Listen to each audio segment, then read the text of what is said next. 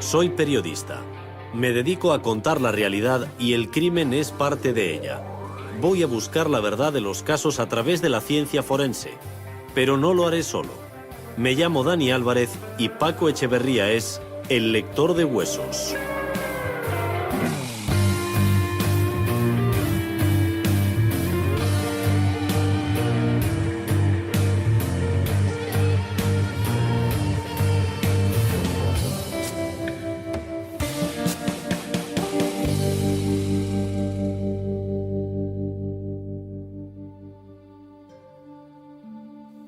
Huesos. 206 huesos forman un esqueleto humano. Los hay largos y cortos, planos e irregulares. A pesar de su ligereza, son muy resistentes. De hecho, permanecen aquí cuando sus dueños hace tiempo que se han ido. Cuentan historias. Y algunos pueden cerrar heridas. Hace unos meses emprendí un viaje con Paco. Un viaje al pasado. Mira, estamos entrando en el Parque Natural de Urbasa.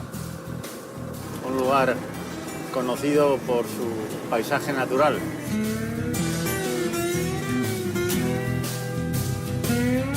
Ahora nos vamos a desviar inmediatamente en lo que veremos la zona de Ochoportillo, un lugar donde pasaron cosas muy tristes.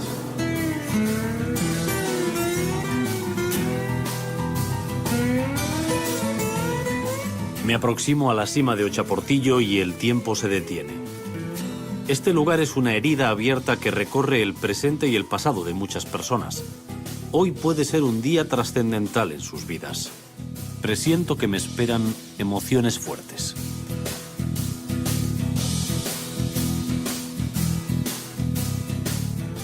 Bueno, Dan, aquí estamos, la cima de Ochoportillo. Este es uno de los lugares más emblemáticos de Navarra. Reconozco la escultura porque tengo entendido que aquí todos los años se hace un homenaje a las víctimas. Sí, desde los años 80 se concentran las familias y aunque existan otras cimas que igual todavía ni siquiera hemos localizado, este es el lugar con su escultura para representar a todos los demás, que quizás además tampoco nunca sepamos ni dónde están. Ajá. Entiendo que los mataban y los tiraban aquí Sí, los dejaban. sí, ya tenemos otros ejemplos de cimas en esta montaña en donde les mataban a tiro de pistola en la cabeza y luego arrojaban los cadáveres. Es decir, no solamente les asesinaron, sino que quisieron ocultar los crímenes en lugares como este. Fíjate, ahí en la profundidad de la cima. ¿Y sabes cuántos hay? No, esto lo tenemos que analizar. Vamos a hacer precisamente esta tarea en el laboratorio también y quizás podamos decir que es un grupo concreto de personas, pero quién sabe si debajo de los escombros también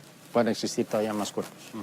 Pues no te oculto que para mí va a ser algo muy especial y muy emotivo, porque teniendo casos de estos en mi familia, de desaparecidos, de represaliados, el hecho de que se puedan recuperar los restos de gente que ha sufrido lo mismo va a representar un momento muy especial.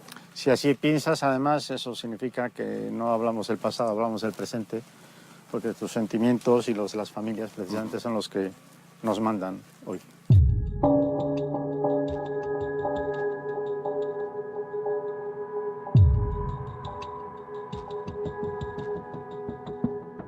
Lo que tenemos ahí es un pozo vertical de 6 metros, completamente aéreo, unas paredes que no tienen ni 2 metros de anchura, es decir, que en la misma entrada rozaremos un poco hasta que se abre casi en forma de campana y ya caemos en vertical. Lo que tienes que procurar es no rasparte las manos. Sí, yo si me suelto a 5 metros y me caigo... No, si te sueltas, tú realmente las manos no te sirven de nada. Me fiaré de ti. Mientras me preparo para descender a la cima, un escalofrío me recorre el cuerpo. Este fue el escenario de crímenes atroces. Esta tierra, estas rocas, fueron lo último que muchas víctimas vieron en vida. ¿Qué nos espera en su interior? En este momento estás en la mitad del pozo. Por un instante, imagínate cómo fue aquella situación en la que echaron los cadáveres. Trata de imaginarte la profunda injusticia de los hechos, ¿no? donde después de haber asesinado a las personas ocultas el crimen, te aprovechas de un orificio natural como es este, siempre pensando que nunca sería posible ni siquiera descender. Por el punto en donde estás en este momento a mitad del pozo, por ahí pasaron estos cuerpos, uno detrás de otro cayendo, quizás en días distintos de todos los modos, ¿no?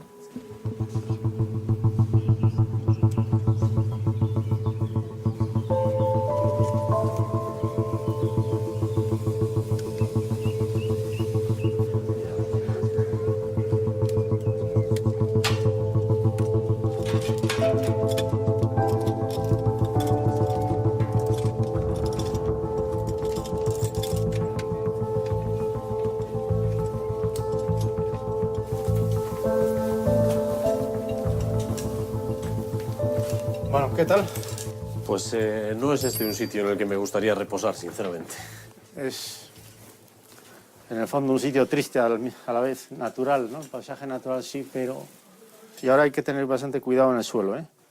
Estas piedras, entre todas ellas, pueden existir pequeños fragmentos de hueso. Tenemos que ir viendo, teniendo en cuenta que estamos en la vertical, los cuerpos caerían por aquí y en el cono pueden haber ido a un lado o al otro. Pues me resulta asombroso que los puedas diferenciar, porque el color de la piedra es como el de los huesos prácticamente, Sí, ¿no? pero ahora tenemos una buena luz, tenemos que diferenciar lo que son trozos de madera, hojas que también caen de manera natural, piedras, y entre todo ello verás cómo aparecen también algunos huesos.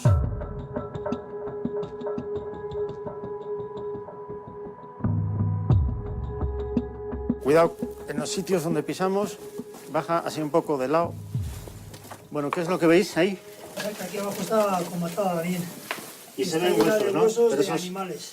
están todos en conexión anatómica además, ¿no? Sí, es una cabra aquí, el Sí. esqueleto, una cabra. Sí, mira, un cráneo. ¿Te das cuenta? Mira. Bueno, esto no ofrece ninguna dificultad, ¿no? Son restos que no son humanos y que pueden estar mezclados con los que estamos buscando, pero es normal encontrarse estos restos faunísticos. Ya vamos a volver a la vertical. Mira, en la rampa... Una icurriña. Sí, sí, mira, fíjate, hay una icurriña, al mismo tiempo hay cenizas, ¿ves esto? Ah, sí. Son cenizas de urnas cinerarias. Una bolsa de plástico, parece. Está en bolsa de plástico, pero es que este es un lugar, por ser de memoria, donde se suelen arrojar las cenizas. De hecho, este granulado que vemos aquí, aunque te parezca mentira, también son cenizas.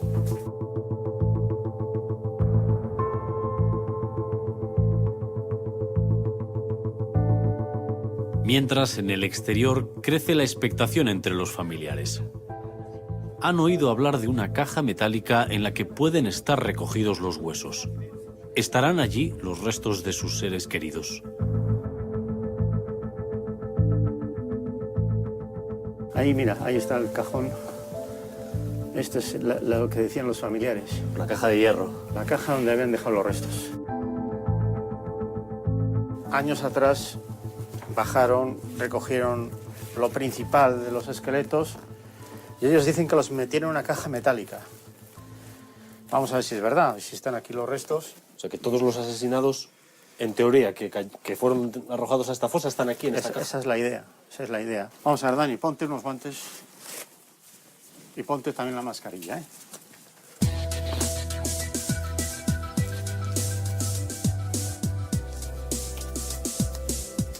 ¿En qué año se bajó esta caja?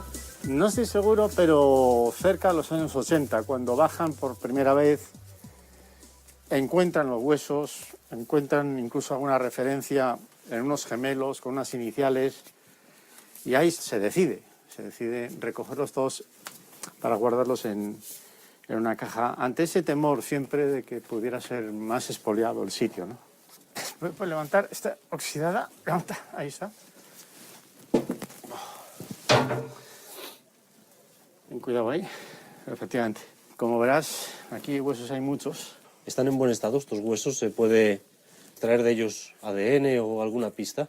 Fíjate que yo creo que están mejor de lo que me podía imaginar. El tejido, el hueso no está pastoso, o sea, todo esto podía estar todo mezclado en barro y casi se hace imperceptible, ¿no? ¿Te atreverías a decir cuántos cuerpos hay aquí?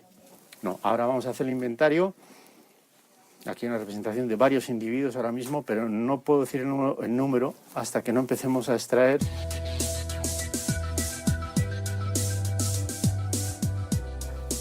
Hay unos coxales, unos sacros, escápulas. Mira, ahí, esto es un número, ya lo verás, ¿no? Claramente. Pero no hay cráneos, No se ven cráneos, no. lo cual refuerza la tesis de que esta sima ha sido profanada varias veces. Sí. No tenemos cráneos, con lo cual yo me imagino que eso, si antes nos comentabas que se ven los disparos en los cráneos, pues seguramente... Limita la investigación. Limita la investigación.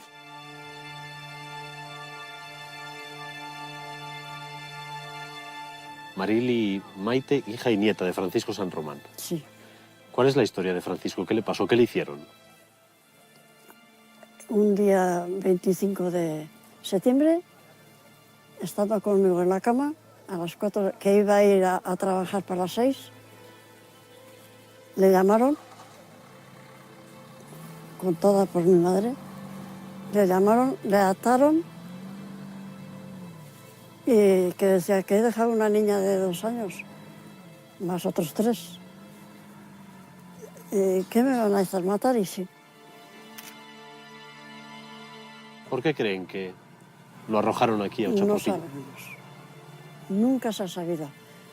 O Dios. Le dieron un tiro y no le mataron. Pero con el segundo que le dieron en la nuca, sí.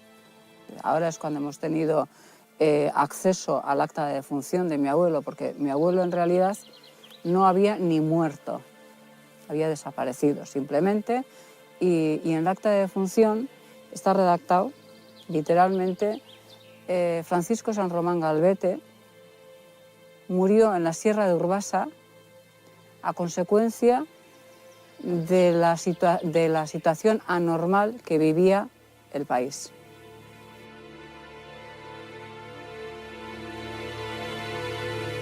El 17 de julio de 1936.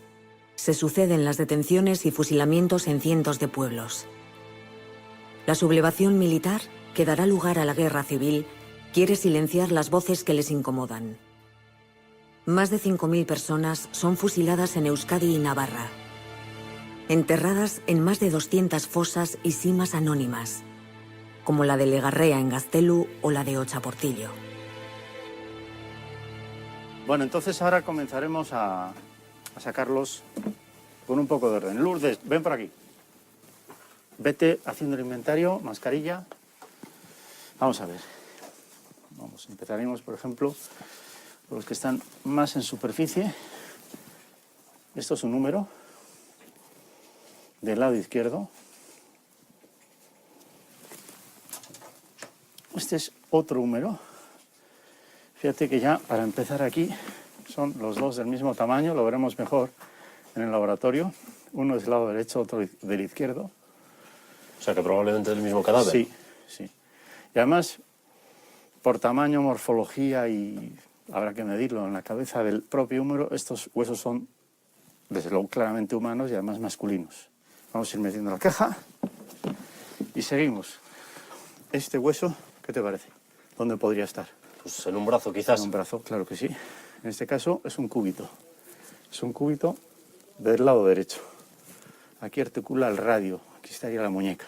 Un cúbito. Vete metiendo la caja. Mira, por ejemplo, ¿esto qué es? ¿Dónde puede estar? La cadera, ¿no? La cadera. Esto sería exactamente... Mira, aquí se ven unos puparios. Lo vamos a recoger para enviar al laboratorio de entomología forense, porque es que así igual podríamos intentar inferir algunas de estas cuestiones.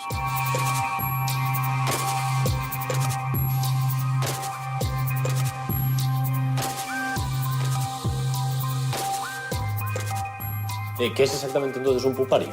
El pupario es la muda de la última fase de la larva del insecto, en este caso de una mosca. Cuando ha terminado la metamorfosis y el adulto ya está bien desarrollado, con la cabeza infla una bolsa, abre el pupario y sale, y escapa. Y deja este recuerdo de que ahí ha habido un insecto.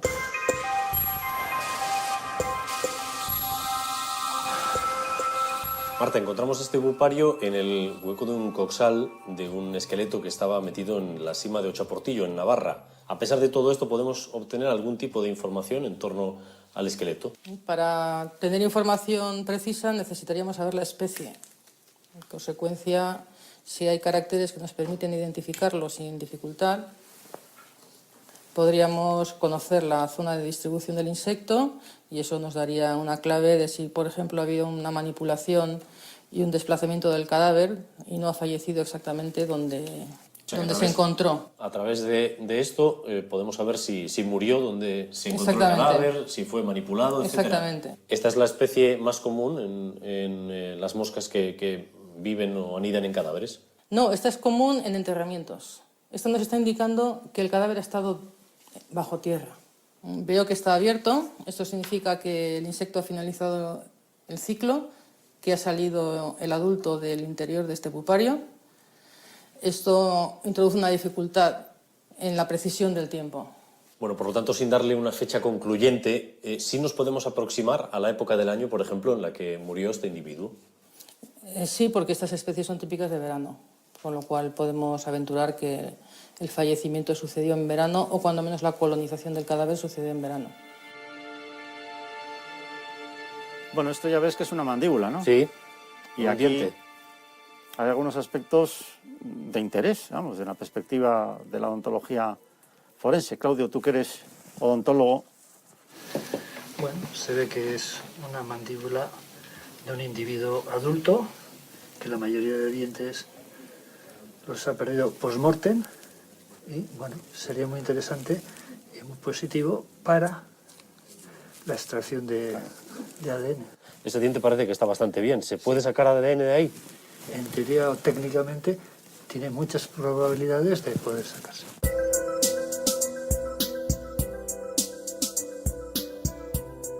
Bueno, tenemos este fragmento de mandíbula. Primero un comentario a esto.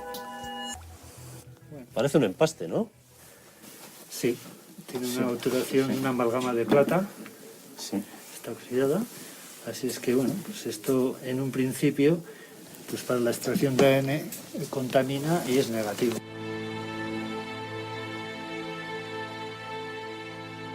Mauricio, tú estás aquí en representación de tu abuelo Mauricio, que era maestro, uno de los colectivos más represaliados por el franquismo, en la fosa en la que creemos que hay también 3 maestros, la que sería la fosa de los maestros también, ¿no? Sí, a mi abuelo Mauricio lo fusilaron aquí el 9 de agosto de 1936 junto con los otros 2 maestros de la Llanada Alavesa. Mi abuelo era maestro de Gordoa, lo fusilaron al maestro de Galarreta, Bernardino Domingo, al maestro de Zalduondo, Miguel Gil, y denunciados por el cura de Salvatierra como rojos, aunque la verdad es que los asesinaron única y exclusivamente por ser maestros, por pertenecer a la clase docente, sacar al pueblo de la ignorancia, y eso era el enemigo más peligroso que podía haber para los sublevados fascistas de 1930. Hay una parte de la historia que se cuenta de lo que sucedió a tu abuelo, es el hecho de que estaba acompañado de otra persona que iba a ser víctima, que se pudo librar en el último momento. Pedro Salinas era diputado de Juntas Generales de Álava por el Partido Socialista y había sido un emigrante en Alaska, pues se lo llamaban el americano, había vuelto y se había establecido aquí con su familia en Galarreta. Era laico también, una persona progresista, y se hizo muy amigo de mi abuelo y de los otros 2 maestros. Cuando le suben aquí a esta cima, donde estamos viéndola ahora, y van a fusilarles a los 4, porque a Pedro Salinas también lo detienen, junto a los 3 maestros, era un hombre muy fornido, muy fuerte, y era una noche cerrada, sin luna. Cuando el que le iba a disparar se puso delante de él, él se echó encima de él, lo arrolló, lo echó al suelo, y ya veis el paraje cómo es, se escondió en los matorrales y pudo escuchar cómo fusilaron a los 3 maestros, el tiro de gracia, que mi abuelo debió exclamar algo así como era el mayor de todos ellos, como correr, salvaros vosotros que yo soy muy mayor.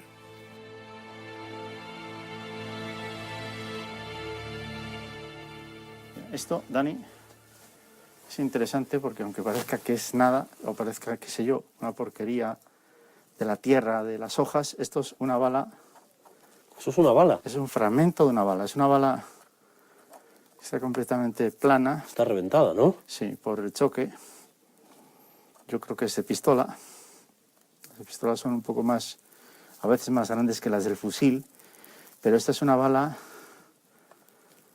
que ha chocado contra un hueso que podría haberse incrustado en alguno de los fragmentos que estamos moviendo, sí. ¿De qué calibre puede ser? Yo diría que es de 9 milímetros o menos. Estas son las proyectiles que se usaban de todos modos. Casi siempre los tiros están en la cabeza. No son fusilamientos con un piquete de fusilamiento que tiran a unas personas a distancia disparando al cuerpo donde quieran. No, son tiros casi siempre de O sea, el pistola. asesinato era con pistolas. Sí, con aproximación a la cabeza, sí. Eso es lo que vemos en todos los ejemplos que hemos investigado. ¡Disparo!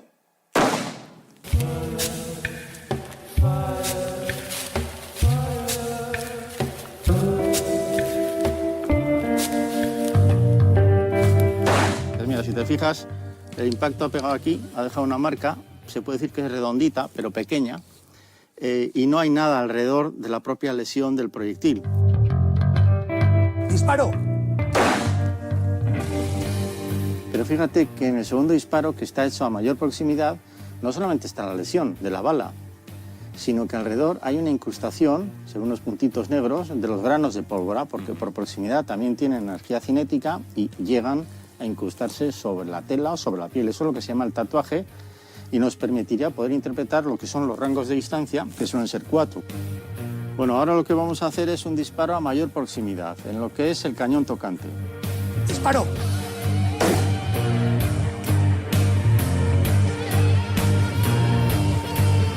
Bueno, pues en este caso ya se ve La diferencia es evidente, ¿no? Sí, así es. Lo revienta prácticamente todo. Claro, es una herida irregular, anfractuosa, los granos de pólvora estarían dentro, la quemadura hace que se quemen incluso pues, parte de la piel, o si hay pelo que se irá a quemar.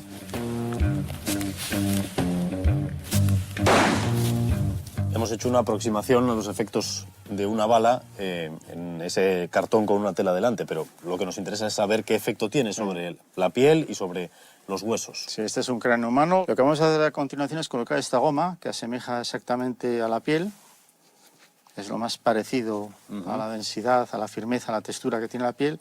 Gracias a este ejercicio, después, cuando tienes los cráneos recogidos en fosas o en la propia sima de Ocho a Portillo, nos podemos hacer una idea de cuál es el orificio de entrada, el de salida. Claro, sí. Pero suele ser importante a veces hacer algo de experimentación. Porque en un momento determinado te pueden preguntar, ¿usted cómo sabe que ese recorte o esa rotura del hueso no está provocada por otra lesión, incluso accidental, y en el tiempo posterior a la muerte? ¿Acaso la muerte fue por otras circunstancias? Y para eso, de vez en cuando conviene hacer este tipo de experimentos.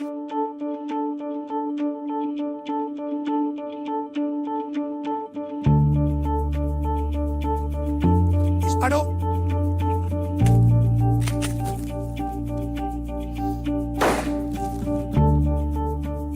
Bueno, pues entonces aquí lo que vemos, lo que se puede interpretar como una herida por arma blanca, lineal, un corte por un cuchillo, y sin embargo, fíjate tú...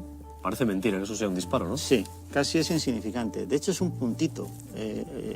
Así incluso en las películas, a veces cuando se representan estas lesiones y empieza a brotar sangre, no es verdad.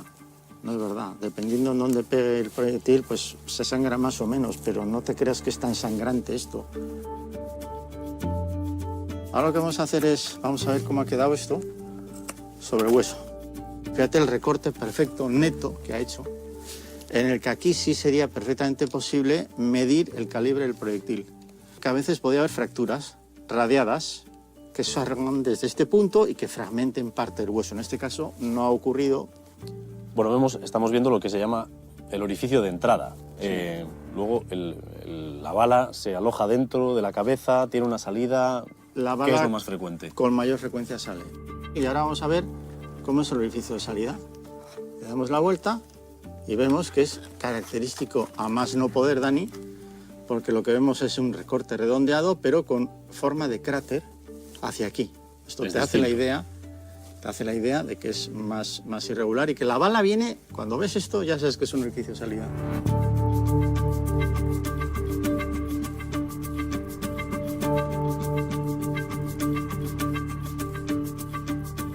Este es el cráneo que utilizamos en el campo de tiro, con el orificio de entrada y el de salida. Sabemos perfectamente a qué distancia se efectuó el disparo. En Ochaportillo no encontramos restos que tuvieran el impacto de bala, pero sí encontramos un casquillo. Me figuro que con otros ejemplos que puedes tener tú, Paco, nos podemos hacer una idea. En este caso, este cráneo está roto en la base y puedes ver que está como muy deteriorado. Aparentemente nada significativo, pero aquí no sé si aprecias un recorte redondeado. Este recorte no está producido porque se haya quebrado el hueso por casualidad. Es más, todo esto se ha roto como consecuencia del tránsito de un proyectil cuya bala es equivalente a la que yo tengo ahora mismo en las manos, que ha transitado por este punto, hace el recorte, puede ser perfectamente redondeado, como el ejemplo de la prueba que hicimos, o puede ser como la realidad misma, que rompes el cráneo con fracturas radiadas en todas las direcciones. Tengo algún ejemplo más, como este, en el que también aquí el orificio es completamente redondo. Muy parecido, ¿no? Prácticamente igual, pero sin embargo mira la salida. Ahí la salida fue bastante redonda y aquí ha roto mucho más en forma de cráter, porque el proyectil va perdiendo energía cinética a medida que va avanzando y va haciendo el efecto de empuje, de tal manera que en el mismo momento en el que toca el hueso, lo rompe en una pérdida de sustancia en forma de tronco de cono. Sino a medida que va saliendo va como ampliando por el empuje de todas las estructuras blandas que a su vez transitan arrastradas por la propia energía del proyectil en su tránsito. ¿Puede sobrevivir alguien con un tiro así en la cabeza? No, la destrucción de la masa cerebral es importante. Entonces, ¿por qué se daba en algunas ocasiones el llamado tiro de gracia, el remate? Bueno, el tiro de gracia, en realidad, y lo que estamos viendo en la guerra civil, lo tienen todos, porque no es verdad que fueran fusilados. Casi todos los ejemplos, casi todos, son disparos en la cabeza, y casi todos son de tiro de pistola. Es decir, con munición como la que tienes ahora mismo en la mano, de 9 milímetros Parabellum, o el 9 largo, que tiene más carga de pólvora, aunque la bala sea igual, que utilizaban las fuerzas armadas, militares, etcétera, o el 9 corto, que tiene menos carga de pólvora, pero la bala funciona de manera equivalente, se producen disparos a corta distancia sobre la cabeza. O sea, que no eran ejecuciones organizadas, sino más bien improvisadas. Exactamente. Y todos tienen este tiro con el cual te desvaneces al suelo, caes y mueres en los siguientes, voy a decir, segundos.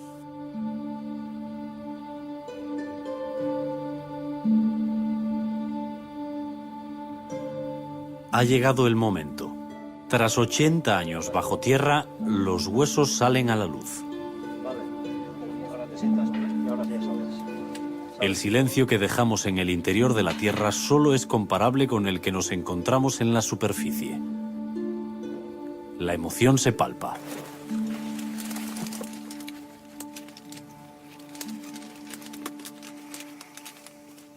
Bueno, entonces, aquí tenemos las 3 cajas donde hemos recogido todos los restos. Todos son huesos humanos, salvo 4 o 5 huesos que no lo son, pero bueno, no es problema. Hemos recogido todo lo que había en el cajón metálico.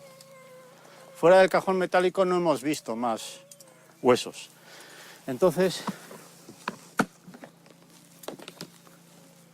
estos son algunos de ellos. Están en varias capas separadas por este fieltro. El estado de conservación del hueso, a pesar de que está muy empapado, no es tampoco como para pensar que no se pueda sacar ADN. Lo intentaremos. De hecho, esto es una mandíbula. Escucho cómo Paco habla con los familiares. Más allá de sus palabras, me doy cuenta de cómo le miran, de cómo le escuchan. Paco intenta contestar preguntas que llevan toda una vida sin respuesta. ¿De acuerdo, entonces? Bueno, Muchas gracias. lo vamos a llevar a la... Bueno, cogemos esto. Y entonces...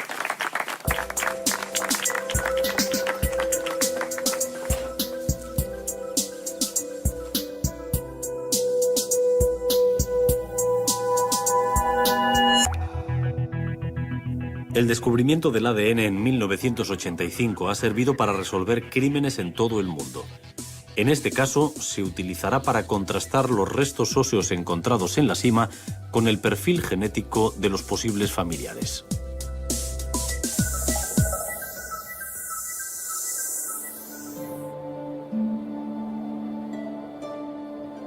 La familia de mi padre eran de Asturias y a su padre lo fusilaron, a mi abuelo, y dos de los hermanos de mi padre, los dos mayores, huyeron después de que a mi abuelo lo fusilaran. Uno de ellos volvió después, se entregó, le sometieron a un juicio y lo fusilaron y hoy está en una fosa común. Y el otro que se marchó del pueblo está desaparecido. Mi padre nunca llegó a saber qué había sido de él. Me figuro que lo cogieron y lo mataron y estará en alguna fosa, en algún sitio. ¿Cuántas historias equivalentes escuchamos a lo largo de todos estos años? Una de las penas que me quedará es el hecho de que mi padre falleció en el 2011 sin saber que había sido de su hermano, ¿no? De uno de sus hermanos. La historia de tu padre quedó condicionada por todo esto. Por supuesto, sí. Bueno, pues vamos a tomar una muestra de ADN, ¿no? Ajá. Porque quién sabe si un día no se pueden encontrar unos restos. Y para eso están los análisis posteriores del laboratorio, ¿no? Bueno, pues mira, nunca me había sometido a una de ellas, por si acaso. Tomará la muestra y así quedará un registro en un banco de ADN. Vamos. Estupendo. Mientras me cogen muestras de ADN, pienso de nuevo en la historia de mi familia. Me pregunto cómo habría sido la vida de Celso Álvarez, mi padre, si no hubieran fusilado a mi abuelo Baldomero y a mi tío José, si a mi tío Pascual no lo hubieran hecho desaparecer. Sus ausencias marcaron la vida de mi familia. ¿Qué significaría para ti, para vuestra familia, el hecho de que se acredite finalmente que Mauricio estaba ahí, que lo arrojaron a esta cima? Por un lado, pues ya al final decir, pues bien, porque hay parte de mi familia que quiere que los restos vayan a estar con los de nuestra abuela en el Panteón Familiar de Bilbao. Para mí, personalmente, como Mauricio, es un peldaño más en la lucha que llevamos por la memoria histórica, ¿no? Yo moriría más tranquila. Respetar que ha muerto, que le mataron. No engañar. Y encima pisarnos. Si se confirma que sus restos pertenecen a los de Francisco, ¿dónde querría que reposen? Porque este ya se ha convertido en un sitio muy simbólico, ¿no? de memoria en Navarra, lo decía antes Paco. ¿Les gustaría que reposaran aquí? Sí. No conocemos otro cementerio que este. Este es su cementerio. Nosotros venimos a visitarles aquí. Y nosotros queremos que descansen ahí. Bueno, pues después de tantos años, ya solo hay que esperar unas semanas más para que se confirme y le puedan enterrar en paz. Así que suerte. Así es. Ojalá. Así es. Ojalá saliera.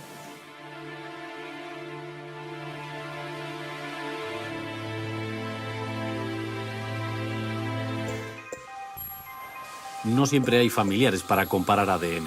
En esos casos, la identificación 3D ayuda a poner rostro a las víctimas.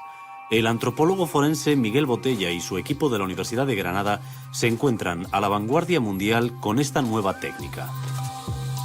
Miguel, además de las técnicas tradicionales, aquí en la Universidad de Granada habéis desarrollado un método para tratar de reconstruir caras a través del 3D, partiendo de cráneos. ¿En qué consiste esa técnica? Sí, bueno, nosotros empleamos escáneres en 3D. Cuando aparece un cráneo, lo escaneamos con una precisión muy alta y entonces se trata de reconstruir las partes blandas.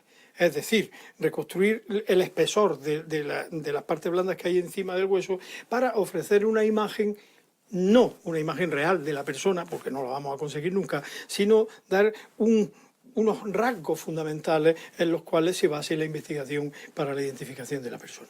Si he entendido bien, Paco, nosotros, por ejemplo, en la Sima de Uchaportillo no pudimos recuperar ningún cráneo porque no había cráneos, pero si los hubiera y no pudiéramos extraer restos de ADN, quizás con las fotografías podríamos tratar de aproximarnos a la identidad. Porque al fin y al cabo la identificación es un proceso y estas técnicas para lo que sirven sobre todo al principio es, por ejemplo, para descartar. Cuando no coincide, es tan claro que no coincide que ya puedes decir que no es. Y cuando sí coincide, ya quizás incluso vas a recurrir a otro procedimiento. También tenemos que considerar una cosa, ni el ADN es capaz de identificar a una persona si no tiene algo con que comparar. Claro. Pues exactamente igual que con este procedimiento, que lo que pretendemos es que sea fácil de aplicar y barato. Pero de todos modos tú a la máquina le tienes que decir que es un varón o una mujer, tienes que previamente caracterizar antropológicamente para luego, claro, dependiendo un poco las características que casi intuyes en negroide, caucasoide, mongoloide, para que precisamente la máquina diga, bueno, pues si es mujer y es, vamos a decir, caucasoide, eso lleva unos espesores concretos y distintos de si fuera. Hay que establecer todos los rasgos biológicos de la persona para después proceder a su identificación. Claro, si no le das unas coordenadas, el escáner no lo puede saber. Claro, pero ni para el ADN tampoco. Es decir, para poder aplicar el ADN, primero hay que haber hecho un estudio antropológico y lo que se le presenta al ADN o a cualquier otra cosa puede ser o no puede ser esta persona. No dice más. Cuando conocemos todo el perfil biológico de la persona, pues entonces comparamos con las fotografías que podemos tener de esa persona. Con el escáner en 3D lo que conseguimos es que podamos poner en cualquier posición en que tengamos la fotografía, podemos hacer la comparación. De tal manera que si tenéis unos restos humanos y una fotografía que creéis que puede ser la de la persona de esos restos, se puede trasladar a través de ese escáner una aproximación. Se pueden comparar y obtener un resultado, una fiabilidad en cuanto a la aproximación realmente muy alta.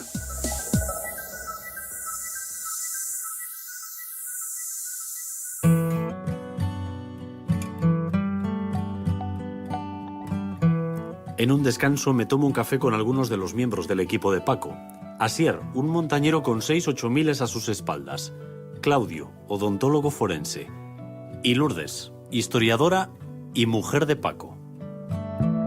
El hecho de abrir una fosa con respecto a una sima decís que es distinto, pero de las fosas que habéis tenido que abrir, ¿cuál es la que más os ha impresionado? No sé si por el número de cuerpos, por las cosas, los objetos, en fin, no sé. Yo recuerdo una que era una mina, que estuvimos desescombrando un montón de días. Y todavía llegó un momento en que yo pensé, igual aquí no hay nada. Hasta tal extremo que ya no podía más de cansancio y me retiré del equipo. Me retiré directamente. Dije, yo me tengo que ir a descansar, tengo que volver a casa. Y se quedaron otras personas, como Asier. Sí. Y casi al día siguiente, 24 horas más tarde, me llamaron por teléfono, Paco, han aparecido los restos, tienes que volver a venir. Cogimos de nuevo el coche y nos fuimos hasta el sitio. Y efectivamente, una vez más, todo era verdad, todo era cierto. Allí estaban los restos. Me siento uno más en el equipo de Aranzadi. Mientras les veo reír, bromear, contar anécdotas, pienso en lo importante que es el trabajo que realizan. Puede que precisamente sea esa cercanía con la muerte lo que les lleva a vivir con mayor intensidad. Muchas veces cuando quedamos para ir a una fosa, familiares, pero vais a ir que está lloviendo, que son las 6 de la mañana. Eso mismo lo ve el familiar que tú has llegado aquí, que no te conoce, sois los Aranzadi, que vienen aquí a tocarme mis huesos, pero te ven trabajando en esas circunstancias, con esa pasión, que enseguida se crea un vínculo. Acabo de escucharle a Paco por primera vez que hubo un momento en el que tiró la toalla, por cansancio, por fatiga, por lo que fuera. Paco de alguna manera se encarga de dinamizar todo esto, pero ¿cuándo le sale la mala leche? Ya le saldrá alguna vez, ¿no? Y le tiene que salir.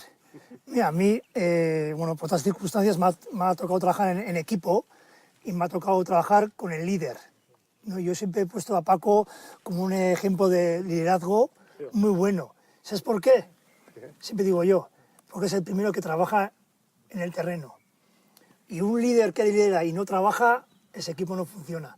En cambio, a mí me ha tocado muchas veces estar en la fosa y preguntarme a un familiar, perdone, ¿el doctor Echeverría? Aquel que está todo encabronado. No, el doctor, no, aquel. Entonces, no es así. Lourdes, tú eres la que más sabe de Paco. ¿Se diferencia mucho trabajando a cómo se comporta en casa? No. Se coge las mismas malas uvas también cuando corresponde. ¿Qué fama es esta? Pero es una persona con mucha pasión para todo su trabajo, eso es verdad. Bueno. Yo creo que eso es verdad. Transmites mucha pasión en todo el trabajo. Pero a mí lo único que me falta es yo.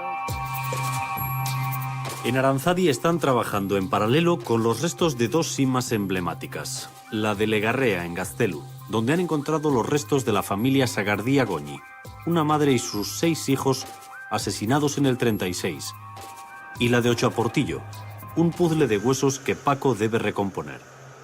Paco, tienes ya aquí dispuestos, limpios, los huesos que extrajimos de la sima de Ochaportillo. Sí. ¿Qué te dice la lectura de estos huesos? Hemos medido, a través de la medición de lo que puede ser este diámetro en la cabeza del húmero, podemos interpretar si es masculino o femenino. Después también lo que hemos hecho ha sido medir las longitudes, por ejemplo, las tibias, ¿no? Y junto con el fémur nos permiten establecer la estatura. Dado que no teníamos cráneos, Sí. no podíamos decir en una primera inspección cuántos individuos eran. Efectivamente. ¿Tenemos ya esa conclusión? Ahora tenemos la interpretación de que son 7, porque al medir y valorar los perones tenemos 1, 2, 3, 4, 5, 6, 7 de un lado, 7 del otro. El resto de las interpretaciones, por ejemplo, en cuanto a las lesiones por arma de fuego, son difíciles de evaluar, pero hay unas porciones de cráneos. Los cráneos están rotos como consecuencia del impacto de algún proyectil de arma de fuego. De hecho, encontramos uno. Encontramos uno, pero ¿has encontrado dónde pudo impactar? No hemos encontrado ningún recorte. Esto es una cuestión, se hace difícil porque esta muestra, estos restos, digamos que en su conjunto están bien conservados, el hueso, pero están mal representados el total de los individuos que fueron arrojados a esa sima. Cuando estuvimos en la cima ya observamos que los huesos estaban en un buen estado, a pesar de encontrarse en condiciones de humedad, incluso mojados. ¿A qué se debe que los huesos resistan tanto? Del pH en el interior del sitio donde esté la inhumación, por ejemplo, lo que más estropea los huesos es que se sequen y luego se rehidraten, y otra vez, con el cambio del tiempo ocurre eso. Pues a veces en las cuevas, y por eso se explica que a veces aparezcan restos tan antiguos como los que podemos decir en Atapuerca, que tienen miles y miles de años de antigüedad, es porque están protegidos en un ambiente en el que no ha habido tantas oscilaciones. O mucha humedad o ninguna humedad. En las cuevas siempre habrá humedad. Y cuando además los huesos están rodeados de arcilla, la arcilla es también como un estuche que protege muy bien los restos. Por eso se encuentran restos de esta época prehistórica. Tenemos también restos de mandíbulas. ¿Hemos podido saber algo gracias a ellas? Precisamente aquí está la tratada, la que tenía caries, había recibido un empaste. Eso es, efectivamente. Ahí se ve un óxido color verde, pues es una resina, mejor dicho, una amalgama. Y entonces esto es una caries tratada por un dentista y este diente efectivamente no hubiera valido para hacer estos análisis. Para hacer los análisis, ¿qué procedimiento has seguido?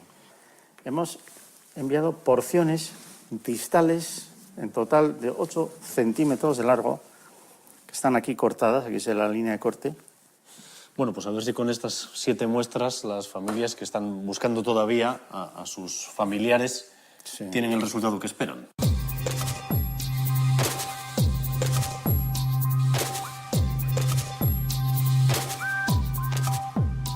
María, creo que has recibido ya los huesos que encontramos Paco y yo en la cima de Ochaportillo. Sí, efectivamente, ya han llegado y ya hemos empezado el proceso. ¿Habréis podido cotejar el ADN? Sí, efectivamente, hemos extraído el ADN de los huesos, lo hemos analizado, también de los familiares, y ya se ha podido comparar para determinar la identidad. Nos ha enviado una serie de huesos que, como podemos ver, están cortados, tienen unos cortes.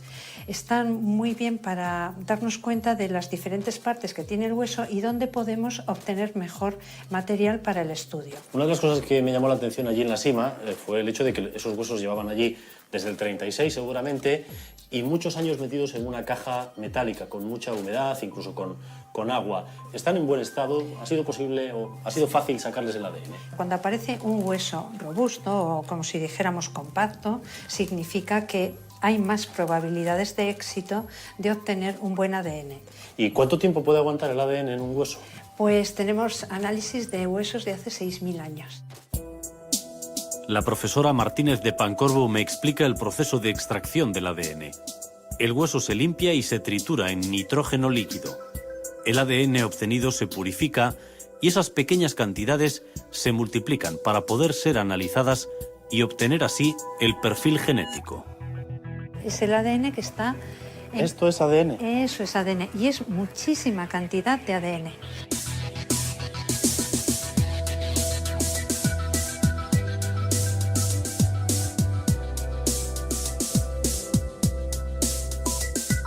Hemos llegado, Mariana, al final del proceso, al momento más emocionante, a ver si hay coincidencia. Y tenemos 2 resultados ya completados. ¿Nos puedes mostrar qué es lo que habéis encontrado? ¿Te parece que hay coincidencia entre estos perfiles genéticos?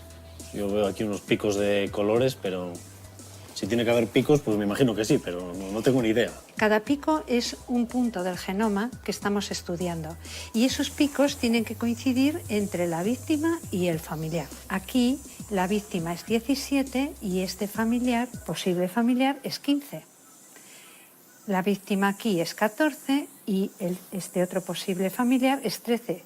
Tampoco coincide. Tiene que haber coincidencia exacta en los números. 28, exacto. Bueno, pues entonces una pequeña decepción después de todo este trabajo laborioso y seguramente la ilusión de quien estaba esperando, tenemos un resultado negativo. En el segundo, ¿podemos ver qué hay? Bueno, vamos a ver el perfil genético de otro familiar. Aquí, pues por ejemplo... ¿vale? Ahora que he aprendido a leer algo, veo Claro. 17, 17, 14, 14, 24, 24... El azul coincide plenamente. Perfectamente, sí. Pero claro, los demás podrían no coincidir. Ajá. O sea, ahora hay que mirarlos todos. Exactamente. Para asegurarnos. Sí. Y en el verde también 17, 17, 15, 15... Bueno, la mitad es coincidencia exacta. Vamos por buen camino. Parece que podría ser un familiar directo. Podría ser. Al menos de la misma línea paterna. No sé qué grado, pero seguramente hay relación, ¿no? Efectivamente. Creo que vamos a poderles dar una muy buena noticia. Mientras se confirma este ADN positivo, sigue el trabajo en Aranzadi. El equipo de Paco está limpiando y clasificando los huesos de la sima de Gaztelu, que arrastraba una macabra leyenda. La familia Sagardí Agoñi fue víctima de uno de los crímenes más brutales y cobardes de la guerra civil.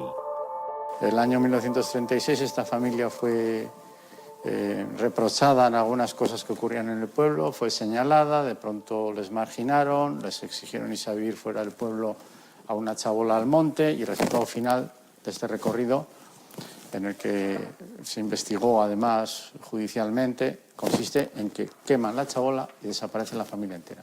La madre con sus 6 hijos, el más pequeño de 1 año y medio y el más mayor de 16 años. Se investigó durante 5 años, sospechosos fueron muchos, pero no se concluyó en nada. Y el tema quedó también parado hasta que, fruto de este interés por la memoria histórica, se reactivó con los familiares, claro, porque existen, quiero decir, son también protagonistas de esta desgracia, y pidieron que se investigara oficialmente. 80 años después y una historia tan cruel, 6 niños y su madre, me imagino que en el entorno habría silencio en torno a este caso, ¿no? Pero no parece que tengan muchas ganas de hablar en ese municipio.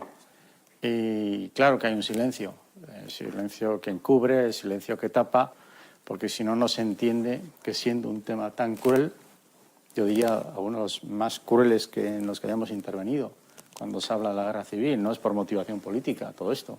Esto es aprovechando el contexto del desorden, terminas matando a toda la familia, incluyendo un niño de 1 año y medio. Eso es muy, muy horroroso. Finalmente, entonces, tú y tu equipo de Aranzadi habéis podido recuperar todos los restos. Sí, sí, sí. Aparecieron los restos de algunos de los infantiles, fue muy emocionante ese instante, porque ya podemos decir, oye, si está uno, casi seguro van a estar los demás, y ahora hay que seguir insistiendo en ese barro con rocas, etcétera.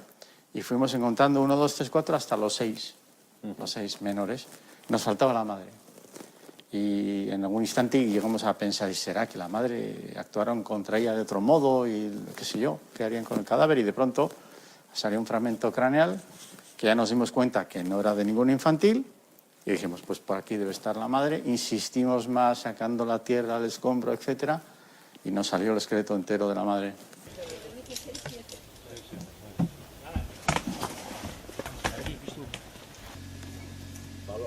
Mira, este vídeo lo grabé yo mismo desde casi la mitad de la sima.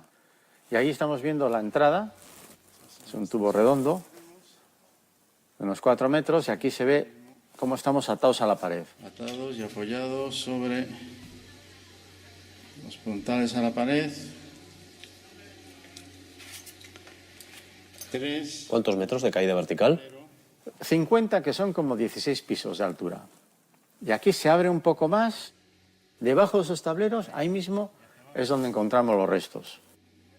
Estaría el fondo del pozo. ¿Qué había en esa cima? ¿Qué encontrasteis allí?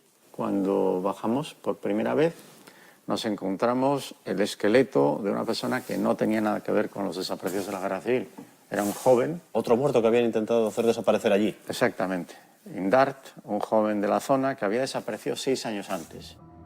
9 de marzo de 2008. Iñaki Indart Ariztegui, de 25 años, desaparece misteriosamente en Legasa. 6 años después, su cadáver se encuentra en la sima de Legarrea, en Gaztelu, Navarra. Durante la investigación del caso, las sospechas recaen en José Antonio Indart, padre de Iñaki. El juez instructor aprecia indicios racionales claros de que el joven fallece a causa de los golpes propinados por su padre, que lo arroja a la sima mientras está todavía con vida. Sin embargo, la Audiencia de Navarra archivó la causa contra José Antonio Indart al considerar que solo existía una mera sospecha más o menos fundada. Ya por las características de la ropa nos dijeron, puede que sea esta persona en concreto a la que se está buscando durante 6 años, y durante 2 años quedó el tema parado, porque era un escenario de un crimen, ¿no? Y ahora, cuando hemos retomado esta cuestión de buscar a la familia, pues efectivamente nos hemos encontrado con que a ese fondo del pozo, y tapado por tierra y piedras que han echado desde el año 36 hasta la actualidad, incluyendo basura, hemos encontrado a todos los menores y a la madre. Es decir, la historia es absolutamente cierta. O sea que el caso de Indart, el caso de la familia Sagardía Goñi, esa sima de Gastelu parece tener un imán para el horror y el crimen, ¿no? Yo creo que da para un guión cinematográfico absolutamente lo que ha ocurrido ahí, porque fíjate con qué diferencia de tiempo se ha aprovechado, en cierto modo, para lo mismo. Y no solamente se cometen los crímenes, sino que además se tratan de ocultar. ¿Qué sentías ahí abajo, Paco? Bueno, impresiona bajar el pozo, la vertical. Impresiona imaginarte que este es un cadáver y otro, y un niño, y ahora viene la madre y el otro niño. Impresiona pensar eso. Impresiona pensar en quienes estaban fuera. Digo quiénes porque tuvieron que ser varios. Impresiona imaginarte de qué hablarían cuando estaban fuera, ¿no? ¿Cómo llevaron, vamos a suponer, los cadáveres hasta el borde de la sima? Impresiona imaginarte la caída por el pozo vertical de un cuerpo, hasta incluso el ruido que puede hacer esa caída del cuerpo inerte, ¡bum!, en ese fondo. Bueno, en este momento hemos llegado a la parte del tórax y cabeza. Aquí estamos al fondo de la sima. Ese es el momento en el que encontramos el cráneo del chaval de 16 años. Estaba ahí entre esas piedras, entre ese barro, al fondo mismo. Y junto a él aparecían los restos de los infantiles, también sus hermanos, la madre, por supuesto. Juana Josefa, 38 años. Joaquín, 16 años. Antonio, 12 años. Pedro Julián, 9 años. Martina, 6 años. José, 3 años. Y Asunción, 1 año y medio. Aquí tenemos una representación del total del esqueleto. Hemos puesto ahí los dientes, porque a través de la dentición en los individuos no adultos se puede establecer con bastante exactitud la edad. ¿Cómo diferencias una mandíbula de un niño de 1 año y medio con respecto a uno de 3? Por ejemplo, es la aparición de los dientes y el recambio que se produce, lo que son los dientes de leche y los dientes definitivos. Mira, te voy a poner aquí el ejemplo de este, que sería lo más fácil de comprender. El primer molar que sale definitivo en la boca sale a los 6 años. Es decir, los molares que tú tengas todavía en la boca, arriba, abajo, derecha, izquierda, igual, te salieron cuando tenías unos 6 años. Por lo tanto, este que ya le ha salido, este molar, podemos decir que ya está en los 6 años, por encima. Sin embargo, en este otro caso, es menor, porque ya ves que la muela está saliendo, en este caso tiene 6 años, y todavía no ha llegado a ocupar el nivel funcional en la línea, ¿no?, de los dientes. O sea que la dentición es clave. ¿Y los coxales? Si nos vamos a los adultos, ¿no? Este es de una mujer y este es de un varón. Y tú miras, ¿y cómo lo sabes? Mira, este ángulo, que es la escotadura ciática mayor, en las mujeres suele ser muy abierto y muy simétrico. Fíjate ahora este otro. ¿Llegas a notar la diferencia entre que este ángulo es muy simétrico y redondo y este es más anguloso? Sí, hay una diferencia clara. Este pertenece a una mujer y no hay ninguna duda. Así entonces, estamos hablando de coxales y nos vamos a los infantiles, en donde el coxal está formado por la reunión de 3 huesos que no se han fusionado, en este caso todavía, y vemos que entonces no son individuos adultos. Y por tamaño podemos ir al más pequeño de todos, en torno a 1 año de edad. Otra de las cosas que decía la leyenda es que la mujer estaba embarazada. ¿Encontrasteis algún feto en la sima? No, nosotros no hemos podido confirmar eso, aunque todavía tenemos la tierra que había en la zona de la pelvis. La tenemos en el laboratorio y ahora la vamos a mirar con unos tamices muy finos. Si el embarazo es de 3 meses no veríamos nada. Entonces, si el embarazo es cercano a los 9 meses, igual sí tendremos la oportunidad de verificarlo. Pero de momento tenemos que decir que no tenemos ese dato confirmado en absoluto. ¿Qué otro tipo de objetos encontrasteis, si es que encontrasteis algo más? Las suelas del calzado, en este caso de los niños. Fíjate que una de estas plantillas es un tamaño pequeñito, corresponde al chaval de 6 años o de 9, a los menores quiero decir, y son suelas de caucho las alpargatas. ¿Habéis sido capaces ya de identificar la causa de la muerte? ¿Les mataron pegándoles un tiro? ¿Se sabe eso? No tenemos ese aspecto resuelto. Hay quien dice que se escucharon unos disparos. Se habla de 4 disparos por arma de fuego. Yo puedo pensar que igual eran armas de caza. Y ahora en el laboratorio nos quedan algunas tareas por delante y particularmente poder aclarar bien en todas las esquirlas y fragmentos de hueso que tenemos si no hay algún recorte característico de proyectiles de arma de fuego. Estamos hablando de una sima con una caída de 50 metros. Viendo la crueldad del caso, se podría pensar que los tiraron vivos. Eso es una hipótesis. Yo puedo pensar como cosa más lógica que primero les asesinaron y después buscaron una solución al ocultamiento de los cadáveres. En este lugar concreto, arrojarlos a la sima. Si los hubiesen tirado con vida, ¿habrían sobrevivido a esa caída? Y es imposible, es completamente imposible. Martín Olmos, periodista e ilustrador, comparte con nosotros su particular visión de las ejecuciones de Ochaportillo. El color de su pincel nos transporta a los últimos minutos de terror de las víctimas.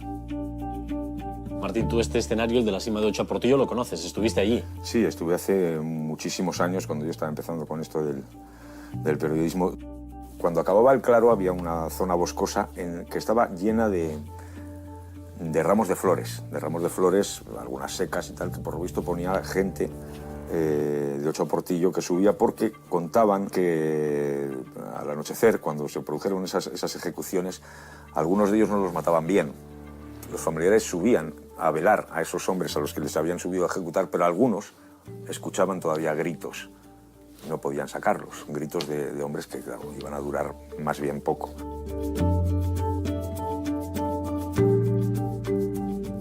En tu dibujo aparecen las dos partes, aparecen las víctimas y el asesino. Las víctimas representan perfectamente el dolor, cada una de ellas, mostrando gestos de terror de manera distinta, uno con los ojos cerrados, otro tapándose con las manos, y el tercero que parece transmitir algo más de serenidad, ¿no?, de resignación. Es muy complicado esperar a la muerte de una manera digna. Cada uno, me imagino que en el momento en el que siente que tiene la muerte próxima, y más si es violenta, no sabe cómo va a reaccionar. ¿Qué es lo que transmite la figura del ejecutor? El ejecutor transmite, en un primer lugar, transmite una posición de superioridad. Él está de pie. Los hombres a los que va a matar están de rodillas.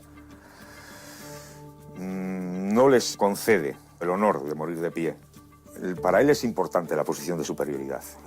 Es importante la rigidez de su brazo. Él está firme, con las piernas afianzadas, un poco abiertas, conservando su fuerza, mientras que los otros están, las víctimas están desmadejadas, están de rodillas.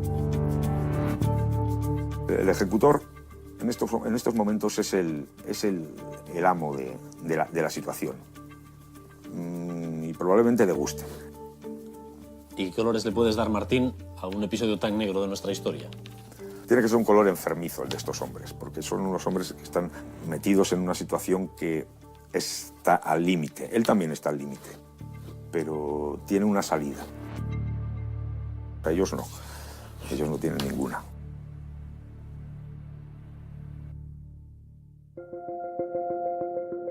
Finalmente, la prueba de ADN ha permitido identificar a 4 víctimas de la sima de Ochaportillo. Entre ellas no está Mauricio Rodríguez, el maestro de Gordoa, pero su nieto Mauricio no pierde la esperanza de encontrarlo en alguna sima de Urbasa, para que nadie olvide lo que pasó, para preservar su memoria. Sí se ha podido identificar a Francisco San Román Galvete, padre de Marili, abuelo de Maite.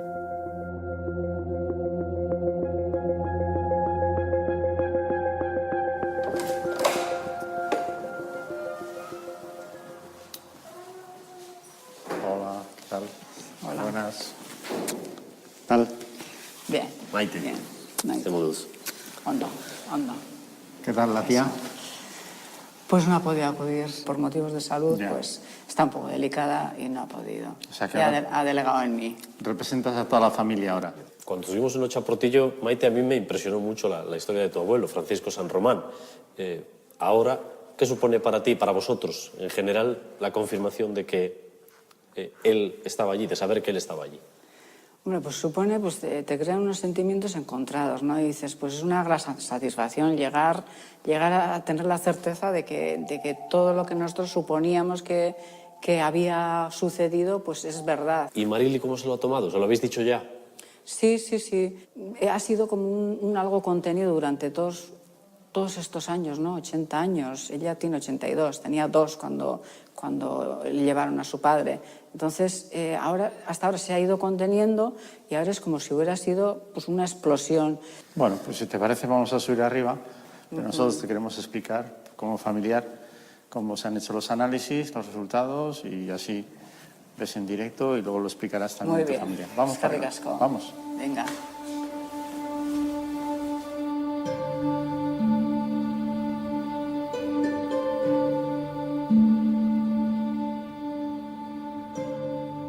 ...206 huesos forman un esqueleto humano. Estos huesos que Paco le muestra a Maite cuentan una historia trágica, la de la sima de Ochaportillo. Ni el paso del tiempo ni la humedad de la tierra han podido borrar las huellas de los crímenes. Pero un hueso también puede cerrar heridas. Ahora lo que sí tenemos es la constatación, tras el análisis, de quién sería tu abuelo. En concreto, lo tenemos en esta caja de aquí. Lo vas a mirar tú, abrimos la caja, pero corresponde a un peroné. Dentro del conjunto de perones que ves aquí, que están cortados todos, ¿ves? Bueno, de uno de ellos ha dado el resultado, digamos, de la relación de parentesco con quien fue su hija, que es tu tía. ¿Eh?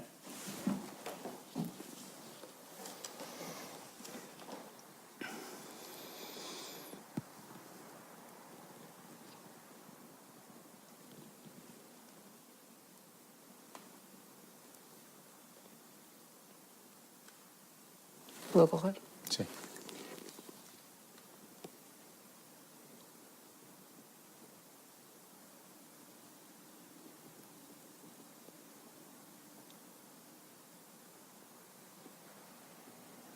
Alguien puede ponerse en su lugar.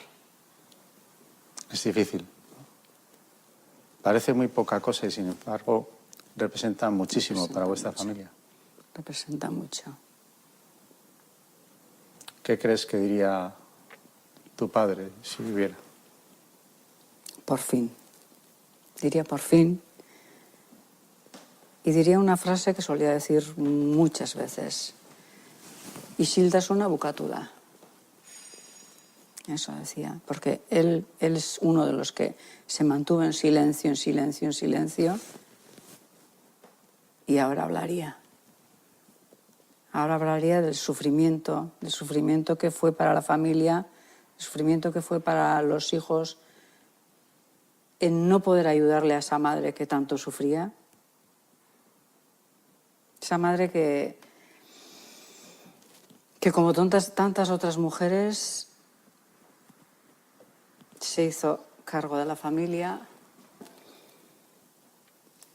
que educaron a sus hijos en honestidad, en justicia, en libertad, nada más lejos del rencor. Nunca en la familia ha habido rencor, nunca.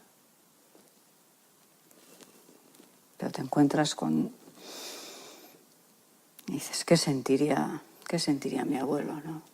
Te entrego este certificado. Mediante el presente escrito, certifica que tras la exhumación llevada a cabo en la sima de Ochaportillo, en fecha 11 de junio de 2016, la muestra dubitada de peroné número 4 pertenecería a Francisco San Román Galvete, cuya desaparición forzada se produjo en 1936, siendo su cadáver arrojado a la sima de Ochaportillo en Urbasa. Es que ricasco. Muy bien. Es que Pues, ricasco. vamos.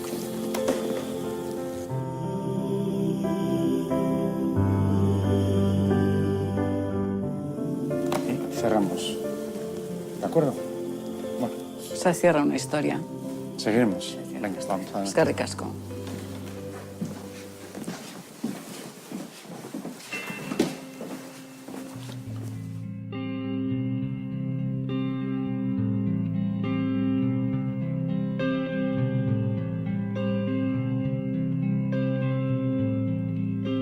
Well, I heard there was a secret chord that David played and it pleased the Lord. But you don't really care for music, do you?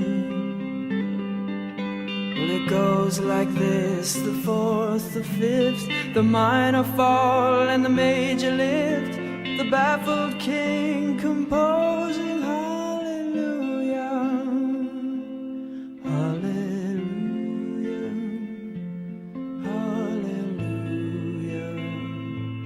hallelujah. Estoy recordando que cuando subíamos, Paco, me has dicho, este es uno de los lugares más emblemáticos de la represión en el 36 y estamos aquí en el balcón de Urbasa y es paradójico, ¿no?, que este sitio tan espectacular haya sido escenario de crímenes tan atroces. Este es un lugar maravilloso, pero al mismo tiempo tiene una historia terrible, ¿no? Por aquí precipitaron a muchas personas, cuyos cuerpos nunca encontraremos, y ahí quedarían dispersos los restos. Bajar a la cima para mí ha sido una experiencia fascinante, ver cómo trabajas con los restos, qué rápido identificas, de dónde pueden ser, etcétera, etcétera. Pero tengo que reconocerte que cuando has salido con la última caja de huesos y te has dirigido a los familiares, será por experiencia cercana también, me he emocionado, ¿no? Me has emocionado mucho cuando les has hablado. Y es que los sentimientos no prescriben, Dani. Nosotros tenemos que ser objetivos e imparciales, pero no podemos ser neutrales, eso es lo que yo creo. Tú como periodista, yo como experto en otras materias, siempre objetividad e imparcialidad. Hay que tener sensibilidad para hacer estas tareas, hacerlo con seriedad, con responsabilidad, pero en el fondo entendiendo que hay unas personas que nos están observando. And love is not a victory march. It's a cold and it's a broken hallelujah. Hallelujah.